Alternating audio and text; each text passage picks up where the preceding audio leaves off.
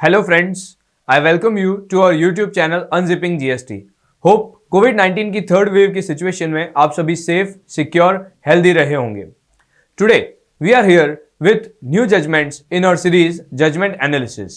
These judgments have been directed or decided by the Court of Odisha. The name of judgments are displayed on your screen. Now, what is the issue? There are many SSCs who are involved in issue of fake invoices, that is बिना goods के movement के सिर्फ और सिर्फ input tax credit को fake invoices के basis पे transfer करना. ऐसे मैटर्स में कई सारे एसएससीज को जुडिशियल कस्टडी रहती है. Now after a particular period of time, for example in one case after expiry of 4 months and in another case after expiry of 1 year, SSC ने एक एप्लीकेशन फाइल की दैट उसे बेल पे release कर दिया जाए बिकॉज 4 months का time elapse हो चुका है और 1 year का टाइम इलेप्स हो चुका है.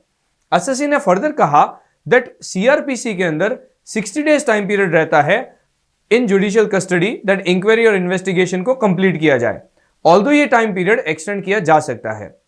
तो SSC has applied for bailment of its own from the judicial custody after expiry of 4 months और expiry of 1 year in both the cases.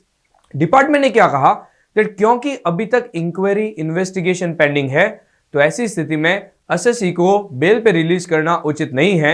हो सकता है एसएससी मटेरियल एविडेंसेस के साथ छेड़छाड़ करे, विटनेस को इन्फ्लुएंस करे और प्रोसीडिंग्स को फेयर मैनर में कंप्लीट नहीं होने दे.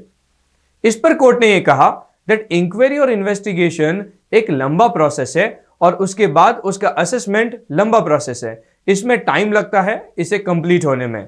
तो यदि इंक्वायरी, इन्वेस्टिगेशन और प्रोसीडिंग्स पेंडिंग है और इसमें बहुत सारा टाइम लग रहा है तो हम पूरे समय तक किसी भी पर्सन को जुडिशियल कस्टडी में रखना उचित नहीं है, तर्कसंगत नहीं है. फर्दर कोर्ट ने कहा क्योंकि 4 महीने या 1 साल ऑलरेडी इलेप्स हो चुका है तो जो मटेरियल एविडेंसेस हैं, जो विटनेसेस के बयान हैं, वो डिपार्टमेंट ऑलरेडी ले चुका है. फर्दर कोर्ट ने यह कहा दैट एसएससी क्योंकि लोकल रेजिडेंट है, उसका परमानेंट रेजिडेंस डिपार्टमेंट के जुरिसडिक्शन में ही है, तो एसएससी कहीं भाग भी नहीं सकता.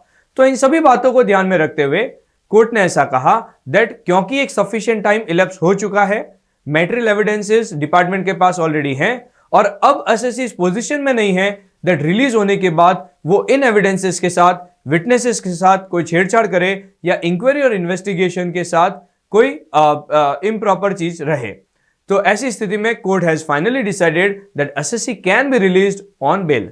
तो friends, if in your cases any person is under judicial custody और उसका सफिशिएंट टाइम इलेप्स हो चुका है pending inquiry and investigation, then you can also use the help of these cases to release the person on bail. Thank you.